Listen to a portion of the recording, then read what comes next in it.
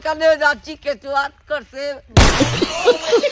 আসসালামু আলাইকুম। আজকে নিয়ে আসলাম নতুন একটি ব্লগ। বৈশাখ মাসের ক্ষেত করার দায় গেলাম গিয়ে আওরো আর দেখলানি টেটকারে কত সুন্দর আল বাইয়া রাখছে। যদি আল বাইয়া না রাখে তাহলে মাটিগুলা নরম হইতো না। মেশিন দিয়ে পানি লাগাইও রাখছি। এগুলো হইছে আমার বাইর ক্ষেত। আর ক্ষেত দেখতে দেখতে একটা বিমান আইলো। আরো যে দেখলাইনো কত সুন্দর জমিন দেখা যায়। আরও দেখলাই আমার ভাই একজনে তাইন খাসা আইল খাসরা আর একজনে রুয়া রইরা। আমি একটু বাদে যাই রুয়া রোয়াত। আমি সকালবেলা একটু রুয়া রই আইছি আর বাগনা মই টানের হাত দিয়ে আর বাতি চাই দেখায়নি ডিজে ডিজে ফাড়া দিয়া